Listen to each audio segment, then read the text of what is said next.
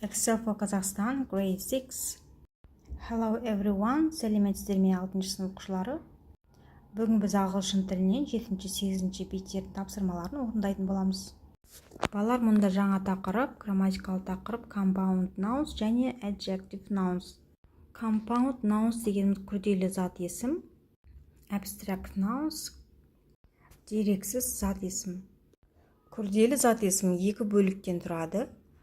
Екі зат есім қосылғанда school bus, мектеп автобусы, я. Екіншісі зат есімге ing жалғау жалғанады және зат есім қойылады. Мысалға swimming pool, swim сөзіне ing жалғау жалғанды, яғни бассейн деп аударылады. Келесі adjective noun, сын есім мен зат есім қосылған кезде whiteboard деген сөз шығады екен. White ақ, board тақта. Тікілей отырғанда тақта деп аударылады екен. Келесі бізде abstract nouns, дерексіз зат есім. Express an experience, an idea, or something that you cannot see, hear, touch, taste, or smell. Тәжірибені білдіргенде, ойынды айтқанда, бір затты көргенде, естігенде, ұстағанда, дәмін, иісін көрген кезде осы дерексіз зат есім қолданылады екен. Олар яғни love, honestly, dream, friendship, махаббат, шынайы, арман, дос, достық. Осылар білдіргенде қолданылады екен. Кейде зат есімдер қатарынан тұрған кезде мағынасы өзгеріп кетеді. Мысалға, my maths teacher is Canadian. Менің математикадан беретін мұғалімім канадалық. Келесі тапсырма exercise 4 read the theory, find 3 compound nouns, 2 abstract nouns, and the 4 noun phrases in the text on page 6. Төртінші тапсырмада балалар 6-шы беттегі мәтінді оқып, 3 күрделі зат есімді, 2 дерексіз зат есімді және 4 зат есімді сөз тіркестерді табамыз. Compound nouns football, basketball, school trip. Abstract nouns қолымыздан ұстай алмайтын заттар, sense of humor, time, noun phrases, сөз тіркестер, favorite subject, favorite sport, English class, best friend. Келесі тапсырма exercise 5, listen and repeat what are these words in your language. Which is your favorite sport? Балалар, 5-ші тапсырмада спорт тақырыбы, тыңдауымды тыңдап қайталаймыз. Мына сөздер өз тілдеріңізде қалай болады? Қай спорт түрі сіздерге қатты ұнайды? Айс хоккей, мұз хоккейі, карате, скейтбординг, скейтбордта жүру, снукер, бильярд сияқты ойынның түрі, сайклинг, велосипед тебу спорты, swimming, жүзу, бейсбол, archery, садақ ату, ice skating, мұзда коньки тебу, bowling, gymnastics, гимнастика. My favorite sport is ice skating or swimming. Сіздің сүйікті спортыңыз қандай? Соны жазыңыздар. Мысалға, my favorite sport is basketball, немесе snooker, bowling. Келесі тапсырма exercise 6, listening, look at gaps, which asks for a name, noun, and number. Listen and complete the gaps. Балалар, 6-шы тапсырмада кестені толтырамыз астындағы. A name аты, a noun зат есім, a number сын есім дұрысын таңдап жазады екенбіз. Name Susan, аты Susan, surname тегі фамилиясы Brown, country England, елі age жасы 13, 13 жаста, favorite subjects жақсы көретін пәні art, сурет салу, favorite sport жақсы көретін спорт түрі swimming, жүзу. Келесі speaking, asking for personal information. Exercise 7 in pairs, ask and answer the questions below, make notes. Балалар, 7-ші тапсырмада пармен, топпен жұмыс жасау, екі адам бір-біріңізге сұрақтар қойып, сұрақтарға жауап бересіздер. Астында берген сұрақтарға мысалға what's your name, my name is, қаламқас, Мадина деген сияқты жауап бересіздер. How do you spell it? Атыңыз қалай жазылады? Мысалға әріппен айтамыз. Мадина мысалға. Madina деп. Келесі, what is your surname? Тегіңіз қандай? My surname is Умарова деп жазуға болады. Where are you from? Қай жақтансыз? I am from Қазақстан. How old are you? Жасыңыз нешеде? I'm 13 years old. What's your favorite subject? Жақсы көретін пәніңіз? My favorite subject is Maths or English. Жақсы көретін пәніңізді жазасыз.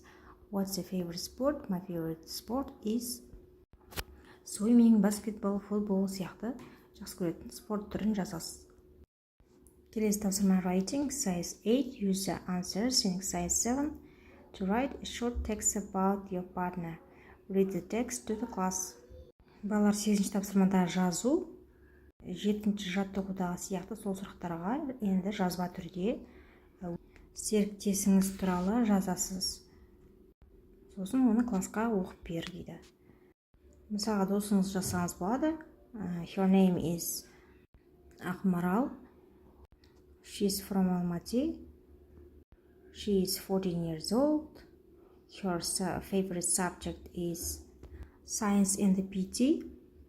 Физика, биология сабақтары және физкультура. Her favorite sport is gymnastics, ice skating. Келесі 7-ші бет present simple және present continuous. Тақырыбы осы шақ және осы созылмалы шақ. Грамматиканы еске түсірейік. Осы шақта present simple'ды қалай қолданамыз? Habits ол әдет, routines ол күнделікті жасап жатқан жұмыстарыңыз, істеріңіз. Мысалға I always walk to school. Мен күнде мектепке барамын. Ол рутина, күнделікті баратын жеріңіз. I listen to music every night. Ол habit. Мен күнде кешке ән тыңдаймын. Бұл әдетке жатады. Timetables and the programs. Кестелер және программалар. Мысалға автобустар, поезд. Кестесі сағат неше жүреді? Мысалға the lesson starts at 9 o'clock. Сабақ сағат 9-да басталады. We use the present continuous for actions happen now or around the time of speaking. Келесі present continuous'ты біз бір жағдай қазір болып жатқан кезде немесе сөйлесіп жатқан кезде болып жатқан әрекетті қолданады екенбіз. Мысалға we are having a picnic now. Біз қазір пикникте отырмыз, We are studying hard these days. Біз осы күндері көбірек оқыдық.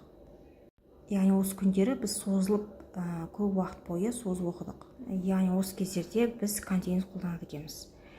Бірақ кейбір естерде жалғауы қолданбайды екен. Believe, want, like деген сөздерде қолданбаймыз. Believing, wanting, liking деп айтпайды екенбіз. I want to become a doctor. Мен дәрігер болғым келеді. Present simple қандай уақыттарда қолданады екен? Уақыттар мысалға every day, әр күні, week, апта, ай, жыл, once, twice a week, аптасына бір рет, екі рет, usually, әдеттегідей, often, жиі. Ал present continuous now, at present, these days. Дәл қазір, осы күндері, көп ұзақ бойы, бүгін дәл қазір деген сөздерде қолданады екенбіз. Exercise 2. Put the verbs in brackets into the present simple or the present continuous. Which verbs are stative verbs? Балалар 2-ші тапсырмада жақшаны ашып, present simple немесе continuous'ты қоямыз. Dina, what are you doing here? Дина, сен бұл жақта не істеп жатырсың? Дәл қазіргі болып жатқан жағдай, сондықтан біз continuous қолдандық.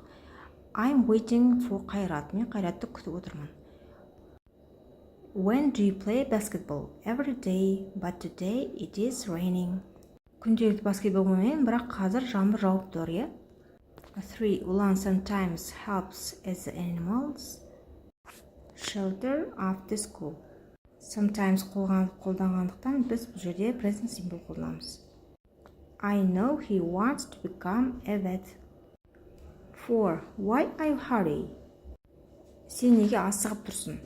Дәл қазір болып жатқан жағдай I'm late, my bus is leaving at 10 o'clock. 5. Is Sultan sleeping? No, he's reading in the bedroom. 6. You are looking tired, Aru. Yes, I'm studying a lot these days. Ұзақ уақыт болғандықтан біз бұл жерде continuous қолданамыз. Exercise 3. Copy the table. Below, write the third person singular of the verbs help, read, tidy, do, enjoy, walk, watch, have, wake up, play, go, finish. Listen and check, listen again and repeat. Үшінші жаттығуда берілген етістіктер үшінші жақта қалай оқылады екен? Бірінші қатарға S, екінші қатарға Z, үшінші is. Аяқталатын етістіктерді жазамыз. Helps, walks, wakes up, reads, does, has, goes, finishes, watches, tidies, plays, enjoys. Adverbs of frequency. Exercise 4. Read the sentences. Complete the rule. Use before or after. Балалар, төртінші тапсырмада сөйлемді оқып, ережені толтырамыз. Before, after деген сөздерді қолданып. Гүлнара is my best friend. Гүлнара менің ең жақсы досым. Adverbs of frequency. Always, usually, often, sometimes, never, usually, go. Before the main verb, but after the verb to be. Үстеу сөздер етістіктің алдында, to be етістіктен кейін қолданылады. Мысалға, she always helps me with my homework. Always үстеуі help деген етістіктің алдында қолданып тұр. She usually walks to school. Ол әдеттегідей мектепке барады. She often wears skirt. Ол жиі юбка киеді. She sometimes plays basketball. Олар кезде баскетбол ойнайды. She's never rude to me. Ол ешқашан маған дөрекі сөйлемеген. Exercise 5. Say or write sentences using these adverbs. Now, every day, these days. Usually, sometimes, on Mondays. At the moment, never. Балалар, 5-ші тапсырмада осы үстеу сөздерді қолданып, сөйлем құрастырамыз. Мысалға, we are having an English lesson now. Бізде қазір ағылшын сабағы болып жатыр. I wake up at 7 o'clock every day. I sometimes go to play basketball with my friends. I never shout to my mother. Балалар, осымен сабағымыз аяқталды. Сабағым пайдалы болса, лайк басып, тіркелуді ұмытпаңыздар. Сау болыңыздар. Бай-бай.